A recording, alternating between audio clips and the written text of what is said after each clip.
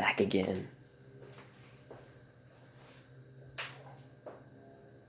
Saiyan MGTOW here with over 9,000 opinions. Welcome to the video.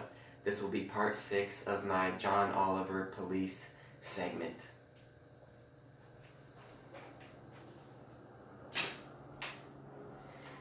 And if you're one of those people out there who complains about the audio, I make these videos on my J3 phone. So you can write a letter to Samsung.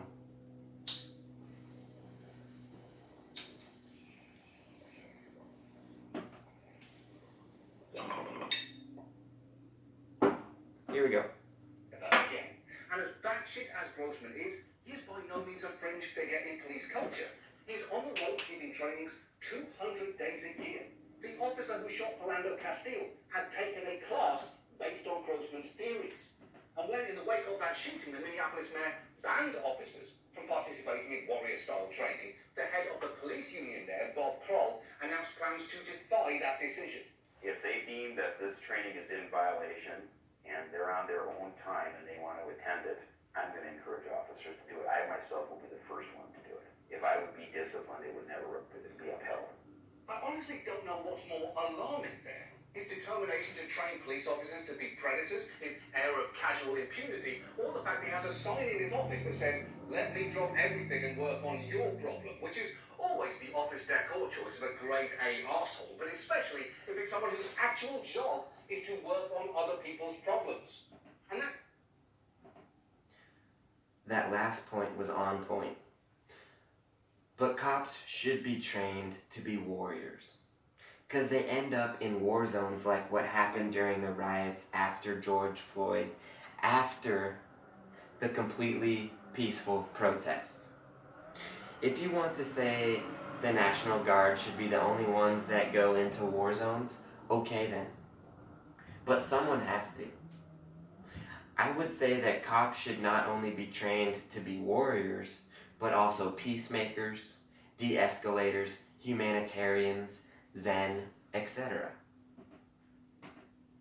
confidence that he's above punishment actually brings us to the second point that we want to look at tonight. What the major obstacles to reform have been, because one of the biggest issues Gonna be a is couple police videos today. unions. Even in cities where the mayor and police chief say all the right things, it's important to know that the union can stop whatever they are proposing dead in its tracks.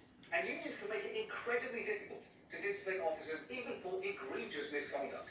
Take what happened in Minneapolis with two officers who belong to our friend Bob's union. Two Minneapolis police officers are on paid leave for allegedly decorating a Christmas tree at the 4th Precinct with a bunch of items that are viewed as racist. Bags of Hot Taki chips, a cup from Popeye's fried chicken, menthol cigarettes, and cans of malt liquor, among other things. Holy shit! That is not Cans just of malt disgusting, liquor? it's also arguably the most racist thing to happen to Christmas since people decided that this child born in the Middle East was white. And Agreed. not only does that incident raise serious questions about those officers, it also implicates the entire precinct because they presumably thought that none of their co-workers would have a problem with what they did. And to his credit, when that story broke, the mayor of Minneapolis announced that the officer responsible would be fired by the end of the day, only to have to almost immediately walk that statement back, saying that there was a process that they were required to go through by law. And we actually checked, and despite the fact it's now been a year and a half since that happened, one of those officers' cases is still under arbitration. And look, I get unions fighting for their workers. That is what they do. Legal But system. police unions take that to a dangerous extreme and negotiate language into contracts that makes removing a problem officer incredibly difficult. A Washington Post analysis of some of the nation's largest police departments found that they fired at And least racism. 1,881 officers for misconduct, but were forced to reinstate more than 450 It's out there. almost I never denied it. 25% after appeals required by their union contracts. And police unions can also oppose even the most basic common sense reform. A few years back, the Cleveland police started being required to file a report every time they unholstered and pointed their gun at someone. And they Good. They should. union head was absolutely furious. I'm afraid that officers are going to be hesitant to pull their gun in an appropriate situation because they don't want to do the paperwork that's going to be associated with having to pull your gun. Okay, first, risk of First of all, paperwork is a greater deterrent to police officers drawing their gun than the risk of killing someone is legitimately terrifying. And it's hard to tell. on point. John is on a roll. Take that glib dismissal from anyone, let alone someone who looks like a boiled Mr. Potato Head or an angry egg with a mustache. And I know those comparisons probably Bad joke alert. make him mad, but what's he going to do? Shoot me? I don't think so. Think of the paperwork involved. And Good joke redemption. that attitude is particularly hard to take, considering that just 6 months previously, Tamir Rice had been killed by a Cleveland police officer. And when faced with accountability that they don't like, unions will often issue the ultimate threat to simply pull back and let crime rise. For instance, listen to how the head of New York City's largest police union reacted I don't like unions at all. when the judge recommended firing the officer whose chokehold led to the death of Eric Garner. The criminal advocates have gotten what they want. Eric Garner was murdered in cold blood. Murdered. Terrible policing. Unacceptable.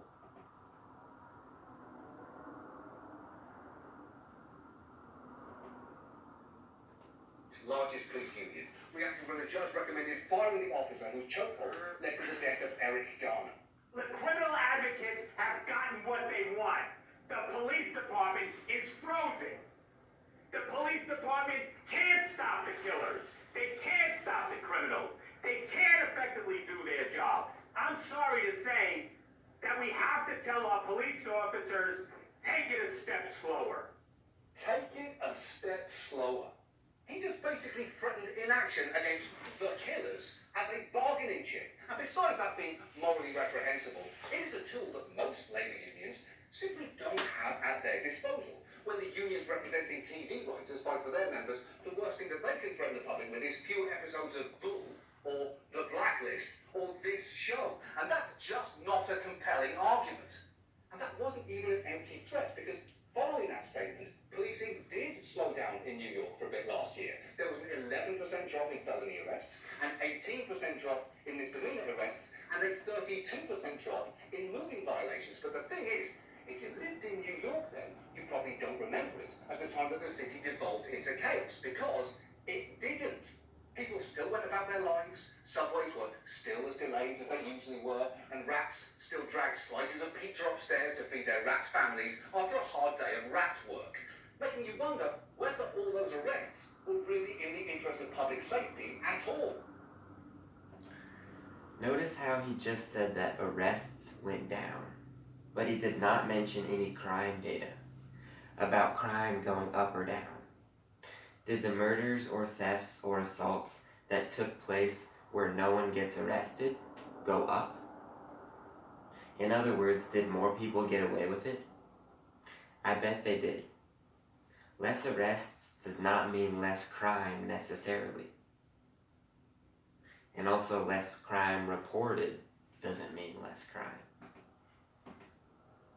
Now, one good way to attempt to get reforms past a union's resistance is if the federal government steps in, which it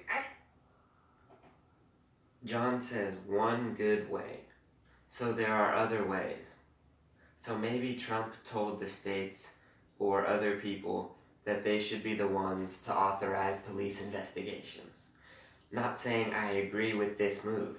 I'm just saying that just because what John is about to say, that Trump has entered zero consent decrees, doesn't mean there aren't even more police departments under investigation than during Obama's tenure. It just means Trump isn't the one authorizing it. actually can. It has the power to investigate police departments for a pattern of civil rights violations and enter what is called a consent decree, in which the police department agrees to make institutional changes that are then overseen by a federal court. That can be a powerful tool to force change. In fact, that paperwork requirement in Cleveland that pissed off this egg, that I laughed at this joke. came from a consent decree. The problem is, how or even whether the government does that depends on who is running it. And right now, it's this wildly unsuccessful Bible salesman. And he clearly has no interest in police reform. In George W. Bush's first term, his Justice Department launched 12 such investigations into police departments. In Obama's first term, it was 15. Trump's DOJ has launched just a single investigation and has entered 0 consent decrees. Meanwhile, Trump himself has made it pretty clear where he stands on the police use of force. He not only rolls back Obama's restrictions on giving the police military equipment, just listen to what he said to an audience filled with law enforcement. Please don't be too nice. Like when you guys put somebody in the car and you're protecting their head, you know, when you put their hand up, like don't hit their head and they've just killed somebody, don't hit their head. I said you can take the hand away, okay?